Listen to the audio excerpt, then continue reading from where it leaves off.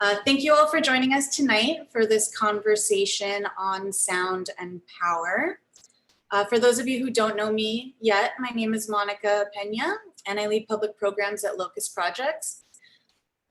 Founded by artists for artists, Locust Projects is an arts incubator and Miami's longest running nonprofit alternative art space. It's my pleasure to introduce Josh Rios, Matthew Joint, and Anthony Romero of Sonic Insurgency Research Group.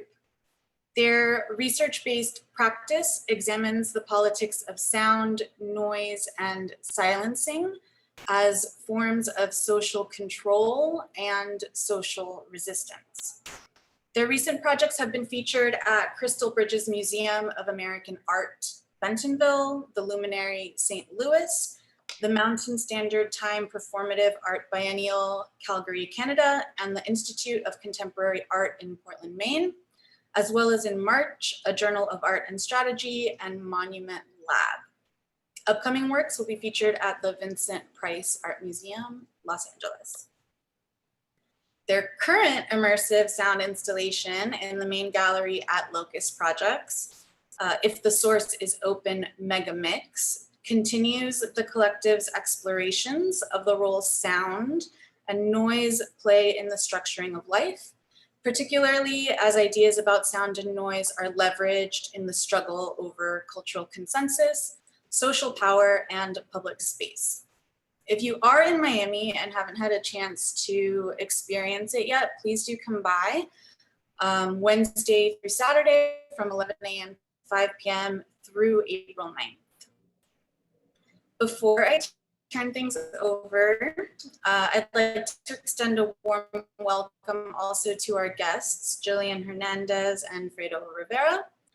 Over the next hour, you'll hear more from everyone about their work and the ideas that brought them together here.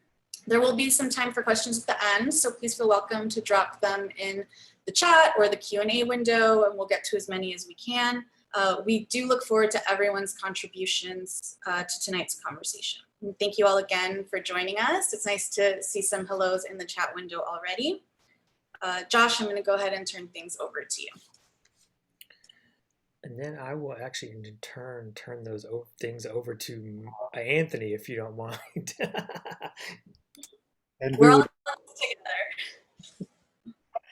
together. Welcome. Thank you all for coming. Thank you to Locust and Monica. Of course, we're incredibly grateful for this opportunity to share space with Jillian Hernandez and Fredo Rivera. My name's Anthony Romero. I'm, of course, part of Sonic Insurgency Research Group, which also includes Josh, who you just heard from, and Matt, who you'll hear from in a moment. I'm calling in from Boston, where I live on Massachusetts lands. Our work as a collective, we thought we'd start with just a few notes about our work and a little bit more about the exhibition. So our work as artists, writers, and organizers is shaped by a politics of listening. We have endeavored across various mediums, events, and platforms to establish the conditions through which we can not only ask questions about sound and power, but to listen and learn from others. Tonight's program is definitely an extension of this work. The name of our collective, Sonic Insurgency Research Group, is a name that puts our artistic efforts within a field of study, that of sonic research, and a particular kind of political mobility, insurgency. What we refer to as sonic insurgency are acts of rebellion undertaken by communities of opposition against the sonic ruling class, those financial and political elites who define the limits of sonic acceptability. I'm sure acceptability was certainly something we'll talk about this evening, and criminality through legal, legislative, or extra-political means. Sonic insurgency articulates a field of refusal in which rebellion and sonic life meet in unique and unexpected ways. Our current exhibition, If the Source is Open Megamix, now on view at Locust Projects, puts our thinking and research on sound and power in dialogue with Miami artists, scholars, and the city itself. What we heard in Miami echoes from what we hear in the cities where we live, Boston and Chicago. sounds of development, sounds of Black and brown sociality and joy, sounds of labor and struggle, are replayed into the gallery at Locust through a large sculptural platform and custom-made sound system. We are especially grateful for this opportunity because it has allowed us to connect with folks like Jillian Hernandez as well as Ali Martin, both of whom are incredible scholars and can be heard in the galleries. And now Fredo, whose work has inspired us so deeply. We are so pleased to be joined by both Jillian and Fredo this evening. And now, Josh, I'll pass it back to you. I just wanted to read Jillian Hernandez an abbreviated version of your bio, just to give people a sense of your work. So Jillian Hernandez is an associate professor in the Center for Gender, Sexualities, and Women's Studies Research at the University of Florida. Hernandez's work, which focuses on the autonomous aesthetics and sexualities of Black and Latinx people, spans the fields of art history, performance, gender, ethnic, Latinx, and Black studies, community arts, and curation. Hernandez's book, Aesthetics of Excess, The Art and Politics of Black and Latina Embodiment, examines how Black and Latinx working class bodies, sexualities, and cultural practices are policed through gendered tropes of deviance and respectability. Matt. I'd like to introduce Fredo Rivera. Fredo Rivera is assistant professor of art history at Grinnell College, where they teach courses on modern and contemporary architecture and urban visual culture, with a focus on the Caribbean and the oceanic borderlands more broadly. Rivera's current research includes art and architecture in modern Cuba, Haitian art, photography, and visual culture, and the relationship between the art world and real estate development in contemporary Miami. So with that, we'll move into the conversation. The conversation will last for about 40 minutes and then will be followed by a 10-minute Q&A. So just as a reminder, as Monica said, feel free to put your questions in the chat, use the Q&A function. We'll be monitoring those and using it to help facilitate our conversation. So to kick us off, we thought we would ask you both, Jillian and Fredo, to just begin by introducing yourselves and your practices, to go a little bit deeper than what what folks heard in the bios, and to as we said in our kind of pre-conversation, like pull out any moments where sound or sonic figuration is where it figures into your practices.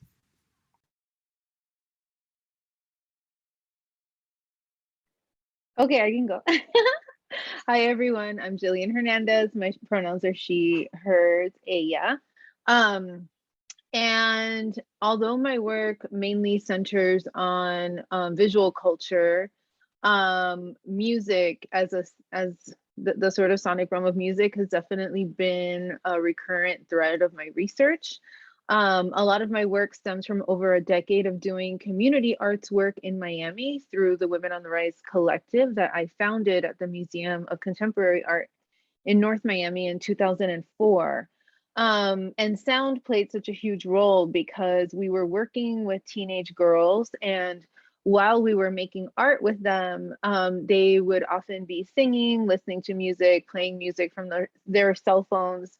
And there was a way where that sort of sonic space of popular culture was interacting with the discussions that we were having around artists like Kara Walker or Carrie Mae Weems, or even Ana Mendieta. So there was a way where the through Women on the Rise, the sort of sonic realm and the visual realm collapsed, and the realm of popular culture and the realm of sort of elite contemporary art also collapsed, all through the creative vision and consumption, creative consumption, I think, of working class Black and Latina girls. So I started to explore that more in my research. I have a few articles that center on hip hop and Black girlhood, in particular, the ways that we have these often moral panics around how hip hop is sort of ruining girls through exposing them to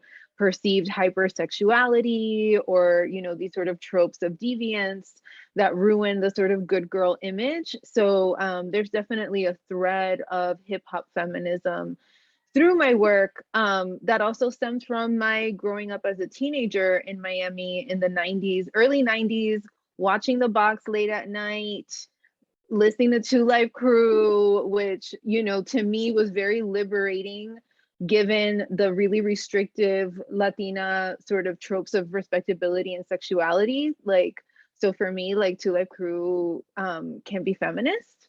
So that sort of that sort of grounding in hip hop and my own lived experience with hip hop in the Miami context has been very instructive of my work and how I think about issues of racialized sexuality and girlhood. I also just want to shout out people like Blowfly, you know, Miami geniuses that sort of innovated hip hop as a trope. So I do have an article about Blowfly. So yeah, the genealogies of sound and the ways that sound makes different, I like to think about it as like lessons or pedagogies or possibilities around different ways of being in the world as a racialized, gendered, and sexual subject. Awesome.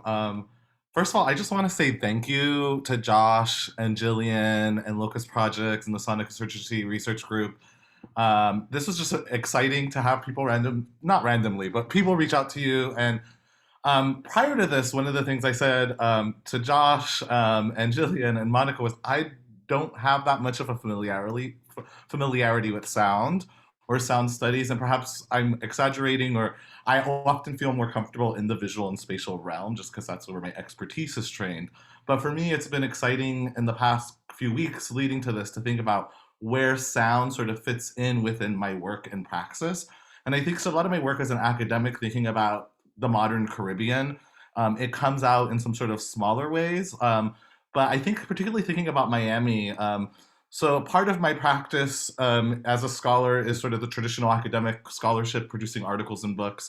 But I've also often worked as a curator and as a performer, particularly a drag performer. And I think sound often plays sort of a significant role in those gestures when either you're having people navigate a space or you're sort of creating a performance and thinking about where the sound and the music fit in within that context.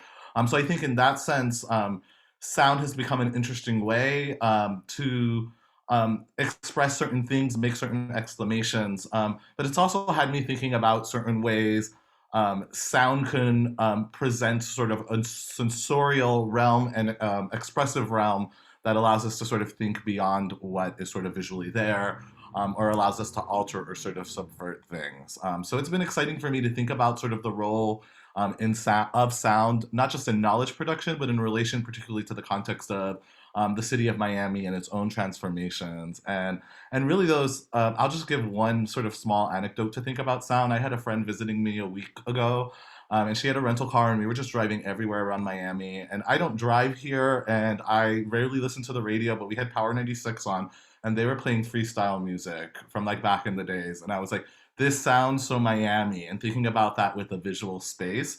And then even thinking about how I really love what you said, Jillian, about music as this sort of um, point of expression and identity or identification in some cases, particularly for Yeah. minoritized subjects, but thinking about also how that's amplified, so to speak, elsewhere. So like suddenly you have a favela base in Brazil that sort of has this lineage connecting Miami. So in some ways, the sort of geopolitics of Miami and the forms of expression that come from specific communities here have certain diasporic valences elsewhere in a very contemporary sense. And I think that's quite beautiful.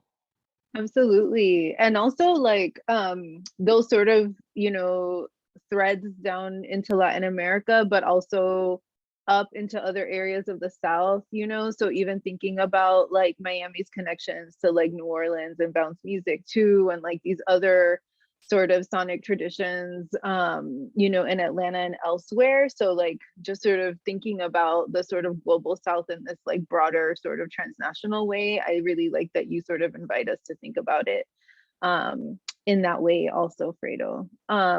So I can start with a question for Fredo. And I wanted to ask you, so I've been, Insta stalking you for a few years, Fredo, like when I learned of it, yes, that's what's up. And, really following your work, so interested. And I feel like, I just feel a lot of affinity with the kind of work that you do and how you're an art historian who is very well versed in sort of interdisciplinary issues, right? And issues of gender and sexuality and coloniality and all of those things. But I was so excited while I was Insta stalking you to see your performances as Lolita Cabron, right? Your drag performance. And I was particularly taken, I think it might have been a performance at Wigwood, where you were performing a rendition of La Lupe's La Tirana, right? And to me, that was so important because there's a way in which La Lupe sort of represents a particular kind of Afro-Cubana, Afro-Latina sort of femme genealogy. And her music is very much taken up by queer Latinx, right? She's definitely a favored diva.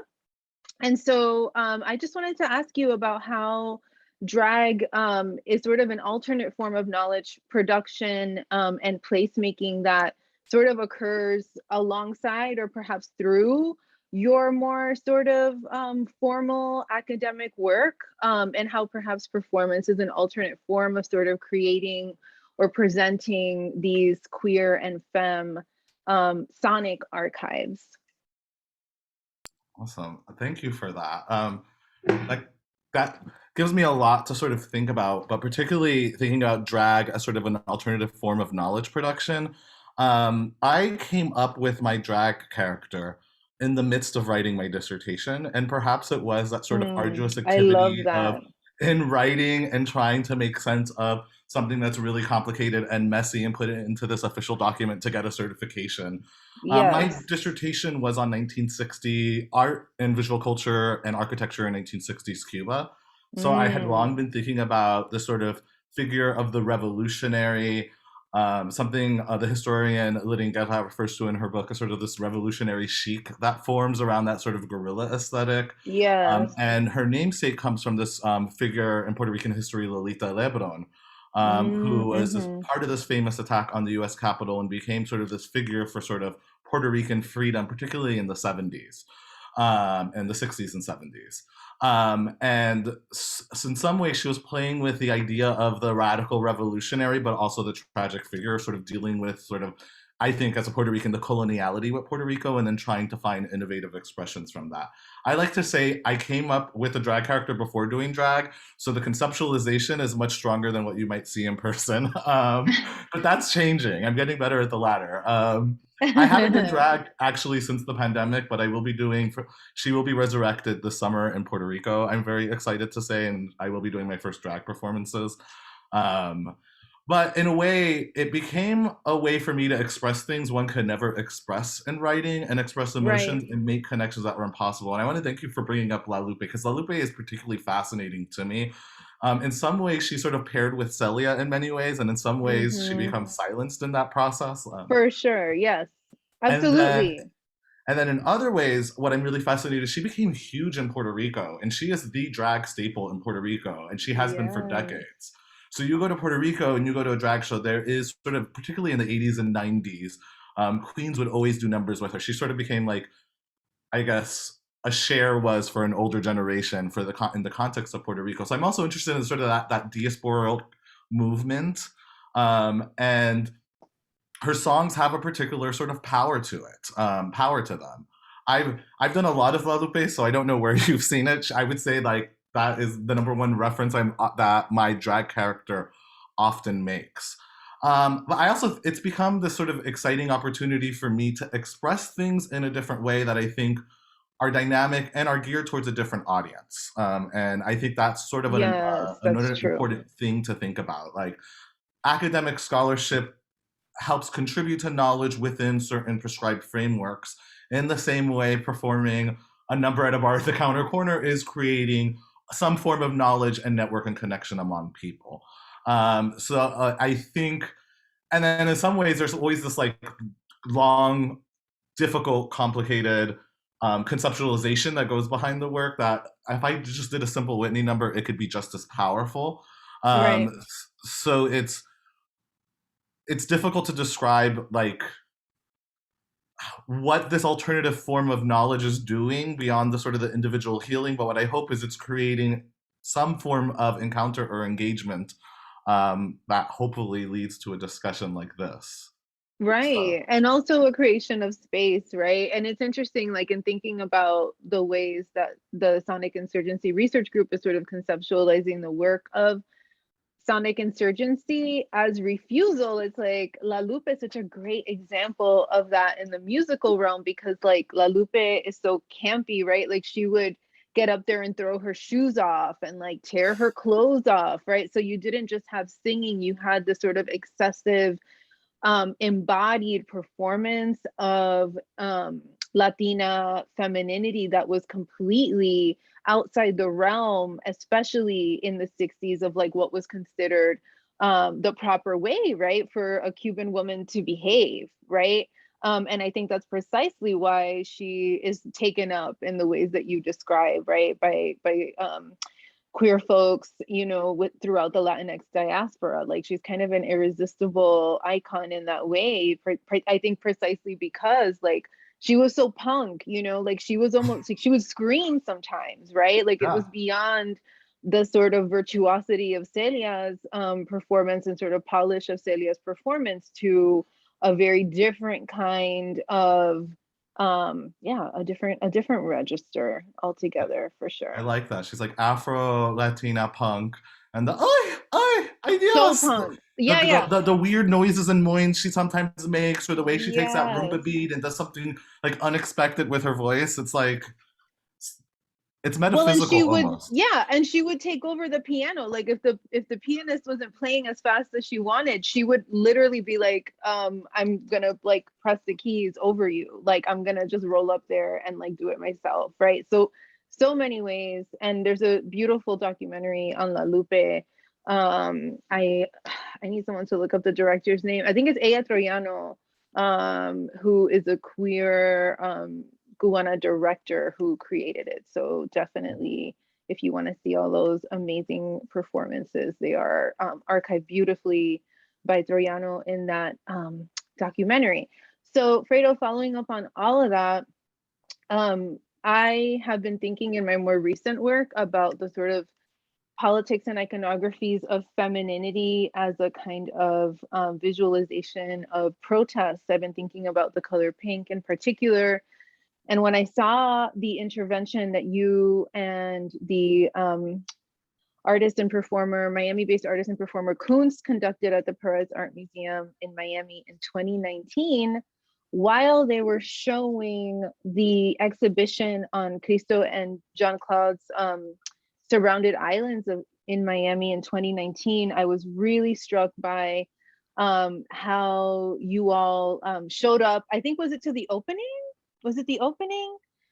You'll tell me more, but you showed up to the museum in these pink dresses that had these drawings by Kunz that were making statements around Miami's impending ecological demise, around displacement, around the art world sort of role in that, right? And in your own research, in your article on Miami as Urzuli, you talk about how that moment in the 80s when the surrounded islands happened, that there was a way in which that artistic project allowed a kind of escape from like the Miami race riots and all these other really intense things that were happening in Miami. It was like, well, here's this thing we can celebrate, and now Miami is cosmopolitan and part of the art world. So to me, it was really powerful to see how you and Kunz sort of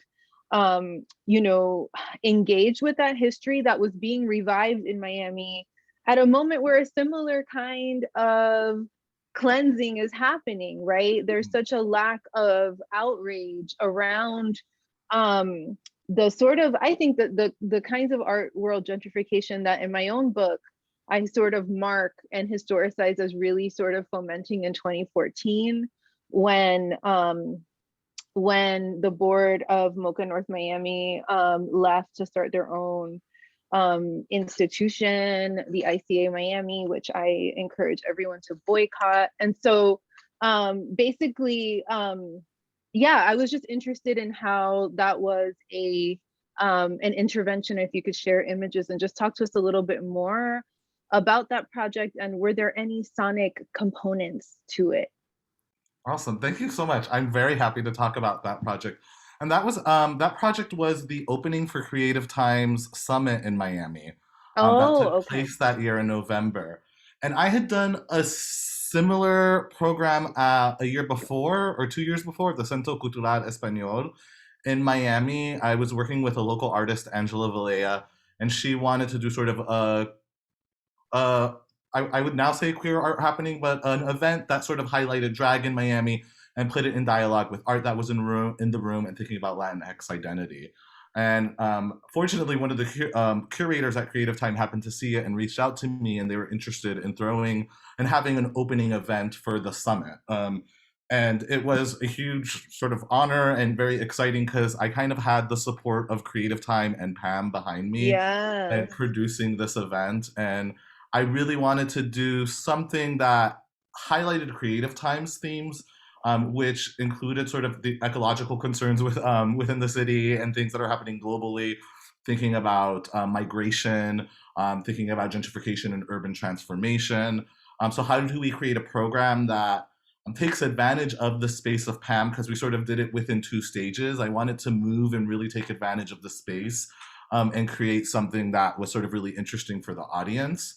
And I also wanted to exploit it and give a chance to perform. And I had written my article at that point, and I was asked to write an exhibition review, which is available in CAA reviews of the exhibition at PAM at that time with Jean Claude and Christos around the island. So I had been thinking about this artwork so much leading into this performance. So it was really exciting to sort of get to do something thematically that explored it, that reinterpreted it. Not only that, did it on a stage while an exhibition celebrating its 35th anniversary was happening. Right. And to share some images, sorry, I'm going to start talking and forget to share my screen. Let me. Can folks see this? Yeah. Awesome. So this is just the outdoor stage. This was designed by a local artist, Sleeper. They did sort of an incredible job in sort of designing the outdoor stage and also doing a performance that opened up our second set. And I will skip to the images in the performance you were discussing. That's Kunst, the artist I worked with on my performance. They also did 2 performances that evening. It's Toto, Androgen, Opal. And then I think this is the performance you're specifically referring to. You can't see it, but I'm actually standing. It's printed on sort of a big, I think like 5 by 5 foot piece of paper, is the plan of a condo or a singular condo unit. So the idea that the island is sort of real estate. And I opened this performance actually lip syncing a theatrical reading of Marjorie Stoneman Douglas's memoir. So it's her talking about nature, and it opened with these images of the Everglades, and then it switched into a PJ Harvey song about filicide while images of sort of a hurricane were playing in the background. Wow. So it was trying to sort of play with the ecology while it was doing the song, and then the idea was to sort of the skirt would unwrap with sort of this specific political message. I like to say there was something messy about this performance that's in some ways very opposite or different to what I was writing about with regards to the meaning of surrounded islands in the article, that there's a certain sort of plastic and superficial aesthetic to it that's really appealing, that in some ways can be sort of an escape or can be something, or even a point of new creation. So that's something I was doing specifically within the context of this performance. Sound, I think, played a significant role. Obviously, what I was lip syncing to, the meaning of those sounds in relationship to the images, in relationship to the performance, in relationship to the wearable art that was also sort of being undone during the performance. And here you can see I'm standing. It's like one of those the small studio units on the plan, and then the sort of and I have the I guess I could call it a mural, wearable art. I'm not sure what to call it. It's hanging in my bedroom right now. But it's a really beautiful piece Kunst did, because as you read it, It's giving you different images. Some of it's very tongue-in-cheek, and it's making a lot of commentary, not just on gentrification and climate change, which is the directive I gave them within the context of Miami, but also sort of regionally, thinking about the role of Big Sugar in the state of Florida. There's several expressions of sort of a queer radical politics within this sort of image of the city of Miami in pink. And I was interested in Kunst urban art, and urban art is sort of this interesting, it's doing something very different than what Christo and Jean Claude, their intervention in the city. So those are sort of the aesthetics that influenced it. And I do think sound played a very important role. When I plan these productions, I'm always thinking, who's the DJ I'm getting? What's the transition in between? And how can the audio realm help sort of incorporate that? I'm currently working on a project with Kunst that's exploring drag and decoloniality in the context of Puerto Rico. And we were just recently there doing field recordings, and we're thinking more specifically in doing a durational performance that sort of brings in different sounds from both sort of nature-based settings in the island and urban settings in the island, and that become layered with the performance and the visuals. So I do feel that sound is becoming more significant in my praxis as I sort of gain a greater familiarity with it. Thank you so much. Thank you so much for that. And I love the idea of the field recording too, because like, you know, thinking about the Florida context, like I'm such a fan of Zora Neale Hurston's work. And as someone who also like crossed those lines between literature, academic production, and sound, you know, Zora Neale Hurston is sort of iconic in that way. Absolutely. That has me. I love bringing the example of Zora Neale Hurston too, because I think of her work as an anthropologist, and not just in Florida, but in Haiti and Jamaica. Right. She was doing all the things. And there's something very poetic when I'm reading, what's the book? I'm forgetting the title of the book. That's yes, that's on her ethnography in Jamaica and Haiti. There's parts where you're reading the proverbs or reading the voodoo that they sound sonic as you read them. Yeah. And I think there is this awareness, and the way she writes, the way she plays with African vernacular English and brings it to the forefront is also a way that I think brings sound into writing. In her time, that was very forward-thinking and clever. Oh, for sure. I have a colleague, Roshana Keshti, who does sound studies work, and she's looking at Zora Neale Hurston recordings where Zora is like, and if she couldn't get a field recording, she would remember something and then she would sing it and record herself singing it, right? So like it becomes this sort of really interesting, beautiful iteration. Oh, that's beautiful. I guess I if I may, I would like to ask you at least a couple questions. Before we run out of time, because it's going to go quickly. One of the things I've been thinking about, talking about sort of these exclamatory sounds of La Lupe, is sort of, and something I've been interested in Miami, the context of the sort of the aesthetics of excess. I think it comes out in your book and my article quite beautifully. And so I was interested if you could speak to sort of how sonic has fit into your own praxis and specifically your understanding of respectability, what you see sound as doing. And also if you could speak to sort of how your research and work, because you've now founded Women on the Rise quite a while ago, sort of how has that impacted your work there the last 2-3 years, especially sort of doing that kind of work in the context of a pandemic? Yeah, thank you so much. So to answer the first question in terms of excess, I mean, it's interesting in reflecting on like the work that most people sort of know me for is the work on chongas in the Miami context, right? So young working class Latina girls. And what's so funny is like, and this is something that maybe in the future I need to unpack more, is how loud is used as a descriptor of their visual aesthetic, right? And I think that there's a way that the realm of sound is a realm that polices Black and Latina girls in really intense ways, right? There's a way in which and this is a conversation I actually had with the Sonic Insurgency Research Group for March, our conversation for March International magazine, that there's a way in which the sound of working class femmes of color is agitating to ideas of sonic respectability, right? So there's a way in which like loud bass music or loud dembo, if it's perceived through a kind of cis heteromasculinity, even if it's one of color, can sort of convey, not convey, but be perceived as conveying power, command, whereas similar sounds coming from racialized working class femmes can be read as aberrant, right? Can be read as in need of disciplining, in need of making disappear, right? And so I think that's where my work on sort of like hip hop really comes in, and thinking about girls of color.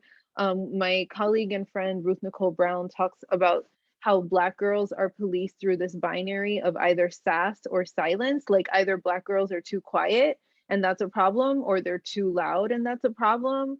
And so there's this way where like for certain subjects, there's no right way you could create sound, right? Like it just depends on who's doing the perceiving and what power they have.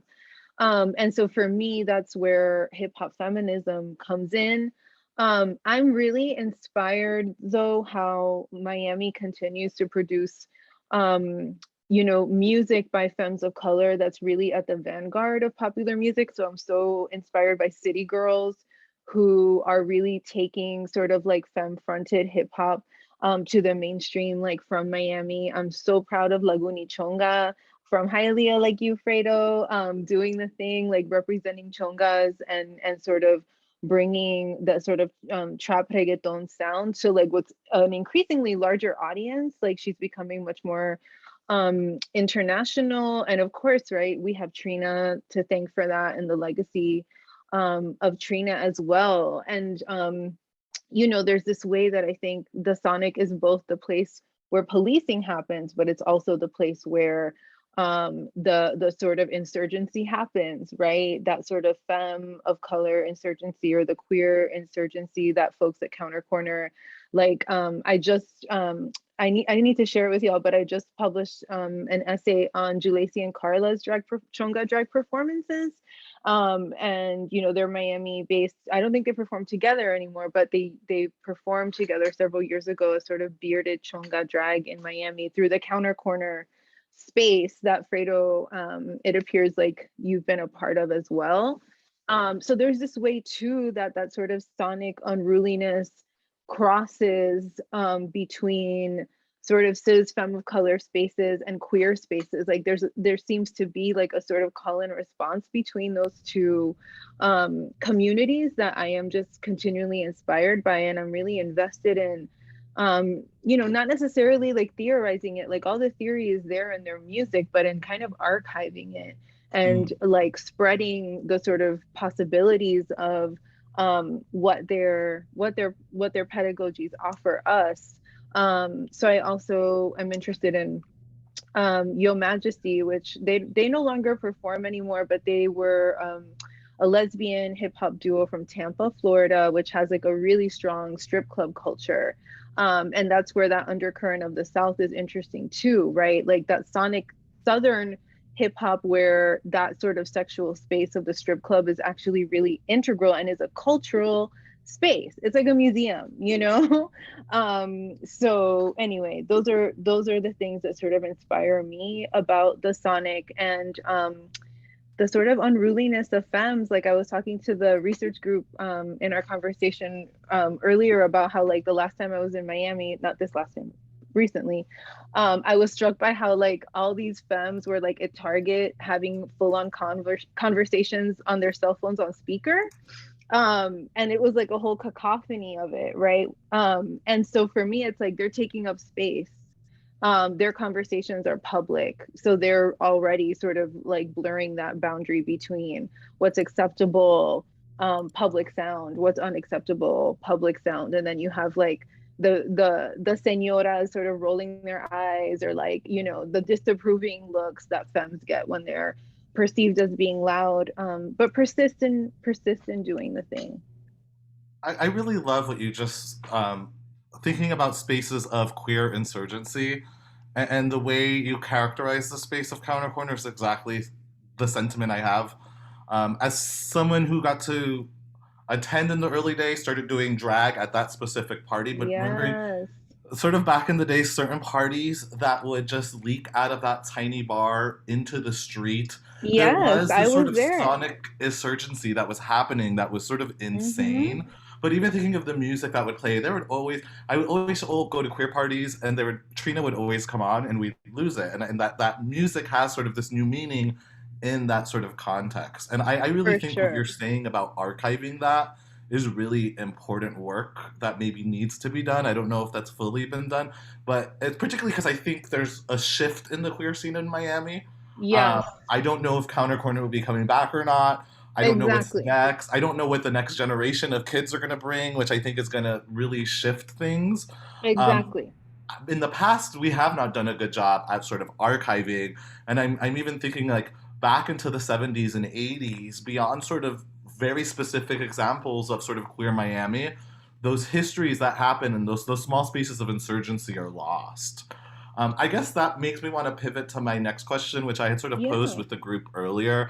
I think one of the things I was thinking about with the context of sound is how can we account for the context of silence Hmm. in relation to communities and thinking about sort of the city broadly. I've been thinking about this a lot through the context of I've been working on a project on Haitian art with a colleague of mine, Patricia Moise, thinking about sort of digitizing Haitian art collections that exist across the U.S. and within the island as well. And we've been talking a lot about like archival silences. So a lot of these works end up in these Hmm. collections, but we don't have the proper information for them. And we've been drawing a lot from the anthropologist Michel Brof-Trouillot's notion of silence that comes from his book Silencing the Past, which it's a sort of a beautiful text. It's also sort of a classic, sort of I think historical and anthropological text, particularly within the Caribbean. But he's particularly thinking of the relationship of silences in the archive, and it has me thinking of sort of what does silence mean in the sonic? What are the sounds? We will remember the songs that show up on Power 96, but what other sounds are we not hearing from the past, and how does the sonic realm sort of contribute? How can we understand the notion of silence in relation to the sonic realm? And I don't know if also any of the folks at the Sonic Insurgency Research Group might also have ideas from that, because I think the installation y'all did was so beautiful. And I just want to say I really appreciated the part with the books too, because as I was listening, I was going through the books that were available. So I really appreciated that small library that was available. Oh, I love that. Yeah. Yeah, I mean, when I think about silence, I think about sometimes silence can be wielded as an intentional lack of recognition. And sometimes silence can be insurgent. So I'm thinking about Kevin Kwashi's work on Black interiority. What is it? The sovereignty of quiet? Yeah, One the more time. The sovereignty of sovereignty of quiet, right? So I also, right, love that work, like as a way of saying, like, let's not overvalue the loud proclamation, right? That there's also a way that there's a lot of productivity in silence. But in my own work, I'm thinking about the silence when people engage my book, like no one wants to talk about the epilogue where I do institutional critique. Like what are the things that people don't want to take up about my work? And it's often the messy shit that's actually about institutions and money. You know what I mean? Like, so for me, the silence, like I'm listening to the silence and learning about what that means, even about how my work gets taken up, or like what in my work becomes legible or not as knowledge production. But yeah, I invite other members of the collective to chime in on that too. I mean, that first off, let me just say this is great. I feel like I'm just having the best time listening to y'all. Yay. Y'all are incredibly brilliant. And after a day of meetings at my home university, I wish like this was my academic life instead. But that my excitement aside, I think it's actually interesting. It's when that question about silence in regards to archives, I think is an interesting question that feels very much related to what you were just talking about, Jillian, in regards to like volume. Mm-hmm. what happens when certain bodies, which are inscribed with all kinds of meanings outside of their control, are loud or quiet, or like pinned between sass and silence, as you, Right. Mm-hmm. it's your colleague. But what's interesting to me, Fredo, about what you were describing in terms of the archive is that like that the silence represents an absence, but it's not a Right. recess, right? Like it's not that something isn't audible. It's that what is audible is the absence of something, Mm. right? Not a sort of mute, and I think there we get into something that's like I think allows us to understand this being pinned between sass and silence, right? Where like that silence um, as an act of refusal, as something which gets projected onto certain bodies with all kinds of meanings, is never about there not being something there, but about the inaudibility, it being incorrect in the eyes of those who have enough power to make determinations about what is or isn't sonically appropriate. Right. And that's really interesting. I mean, I find that to be quite an interesting space because we also find that like not just that rhetoric, but like that set of ideas, like playing parts in cities, right? With like sound ordinances, or as neighborhoods start to gentrify and develop, there's often a silencing of those communities, whether they're low income or communities of color. And that, it's very much about, it's not about there not being anything there, but it's about like that thing either being muted or in its quiet, there being something unacceptable. Right. But yeah, go ahead. Thank you so much for that. There might be something too about, um, I mean, silence is it's not an absence it's more like silence is a kind of particular type of presence, maybe. That's why Mm-hmm. I mean, it's like in the same way that lack is a kind of certain kind of presence, Um, I don't know. That's how I think of it. I don't think of it as a like I think of it as material, almost like it exists. Like any other kind of material, like in a spatialized way, maybe to bring in the exhibition a little bit too. Like when there's like a hole cut in the wall, it's like a kind of it's a sort of absence that is extremely present, Right. or like cutting the fence in the case of the sculptural interventions that we did. But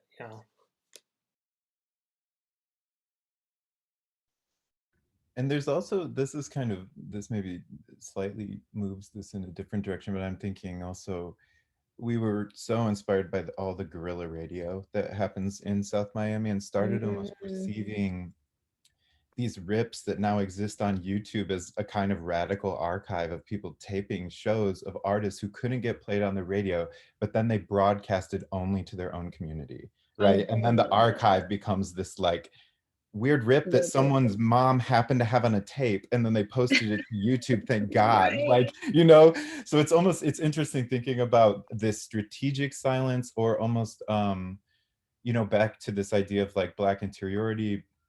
uh it's like a strategic silence that's institutional, or a sort of like, where is the agency, I guess, to choose silence in a way. Right. That's Mm-hmm. that kind of like duality, and then also these like practices that counter that and are like, we are not getting space, so we're like making it literally through the airwaves, and broadcasting this kind of like these archives that, or these things that become archived later, of like our community's music that we want to hear on the radio. I know it's a very like song related response to that, but I just think it's sort of like an interesting counterpoint to think about the archives that sort of like get made in spite of what institutions attempt to do. Exactly. Yes. Yeah, you know And what it makes me think of is like James C. Scott in Domination and the Arts of Resistance talks about an infrapolitics, right? That like oppressed oppressed subjects, colonized subjects are in fact every day enacting forms of resistance to their domination in ways that go unseen by that system, right? That like, and the examples are like jokes, showing up late to work, modifying your work Exactly. uniform, like all these small things which accumulate in the daily life of oppressed peoples, are forms of rebellion. And it strikes me and maybe this gets back, Fredo, to and Jillian, to what y'all were talking about in terms of queer insurgency, that like there is something about like um maybe related to kind of ideas of like positional listening, but that like that what is audible to that, like to the sonic ruling class as rebellion, is Right. like not the same as what the community itself hears itself doing, right? That like that spilling out onto the street is not a vagrant act. It's a celebratory, joyous, beautiful act of refusal rebellion. But but to the powers that be, it's inaudible as that, right? Right. That even has me thinking about like the protest in 2020, like being in a group of people walking through the design district, chanting things that from the outside might seem scary, but from the inside, you're having this experience of, I'm letting this expression out. This is, and there's a beauty to that as well. It also has me thinking, the last two comments have me thinking about sort of the archive within queer studies and sort of that how that has been debated, but also how certain artists and filmmakers and cultural practitioners have taken that as a means to rethink what the archive even means and to activate it in new ways. I'm thinking of someone like Tourmaline and their work on Marsha P. Yeah. Johnson. There's a lot of historians that have debates on sort of that history of Stonewall and how it happened. And the point is, that in the end, what the archive tell us might not be as important as how certain communities sort of think about and relay the past and then help recreate it in the contemporary. And I think within queer studies, particularly for queer people of color whose histories have often been erased or impacted by forms of historicizing, it's an interesting moment to rethink how silence can become this point, not just to recognize, it's not just a presence and an absence, but it's a means to sort of recreate and rethink our formal reality, so to speak. Can I want to be mindful of the I clock. think we should see if there's questions, if that's okay. Yeah, I wanted to do both. I want to invite questions in from the chat, and I want to pose a question to segue us into the Q&A, which is that one thing that I thought about, Fredo, just now was like, would the drag, in that regard, is critical drag a kind of living archive? Like, just thinking about where we started in the conversation in terms of like, maybe the divas are the same or the songs are the same, but they're, I don't know, there's something about it that speaks to, I think, what you were talking about in terms of like a queer archive, but one that's like performed or like made alive in real time in the scenario of the drag performance. Yeah. And perhaps that has me thinking there's a meaning in that which is ephemeral, too. I want to say yes to that, and thinking about alternative queer drag as let me think on that. I'm not sure how I want to respond to that, but it's a really fascinating question.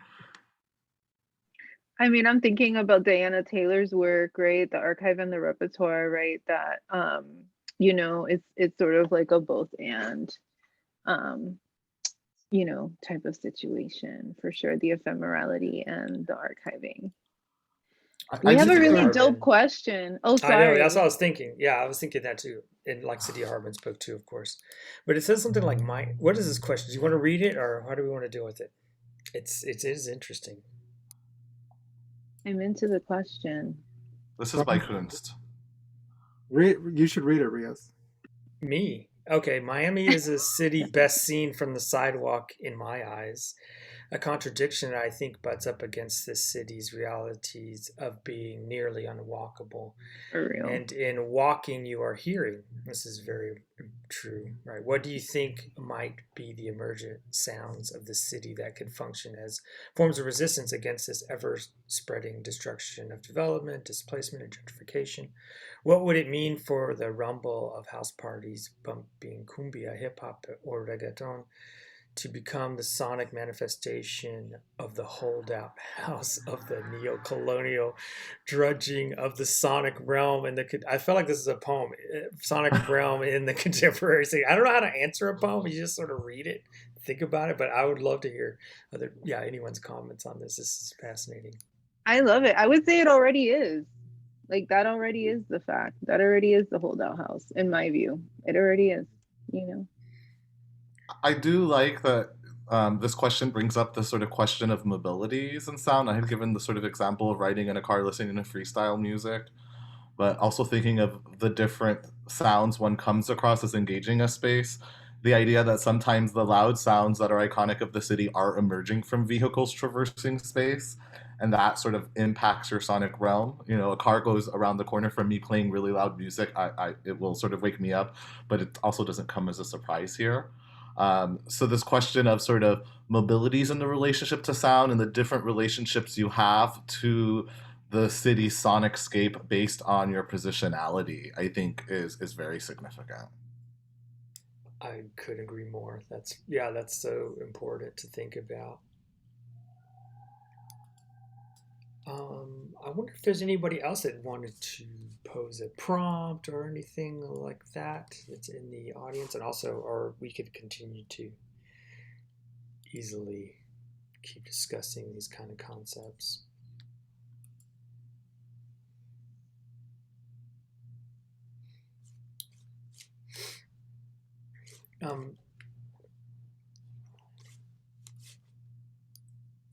There was one thing that somebody said something earlier that was really interesting about, like, I have all these notes about sort of like critical modes of consumption of like, let's say music, you know, since it kind of is a commodity and it does operate like in the music business, you know, aside from the example that you brought up, Matt, of like kind of more do-it-yourself punk ethos of like projecting it, you know, creating it, projecting it on your own terms.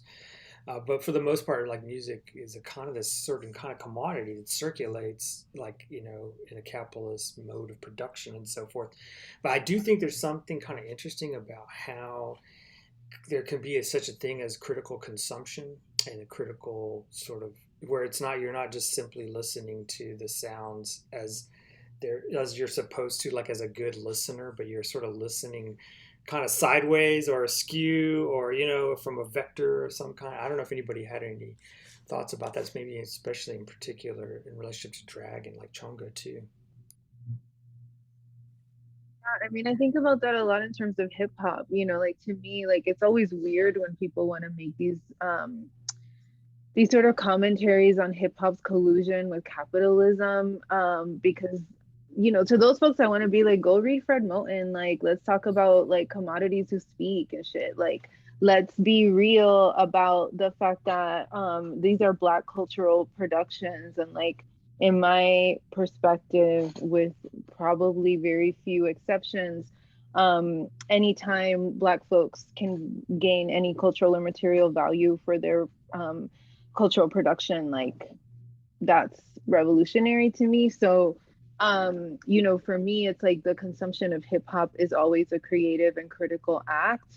And I'm thinking about the alternative economies that are made possible. Like I love like the Trap Museum in Atlanta, right? And Two Chains and the sort of creation of and you think about the sort of recursive loop between like the trap house and the site of criminality that then goes mainstream, that then sort of comes back, right? So for me, like hip hop is like, for me, the ultimate place where that sort of creative consumption is just part of, I just think, how the circuit works, you know?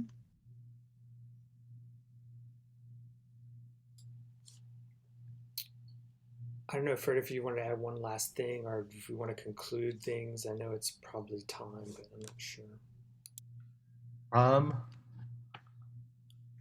I don't have anything particular to add other than I feel like we could keep talking for another hour. Yeah. I have a million things going in my head, so I'm afraid on what tangent I'll go off on, to be honest. No, that makes sense. Well, we'll continue the conversation like in another way, you know, but maybe for this evening we should draw to a conclusion. What do you think, Monica?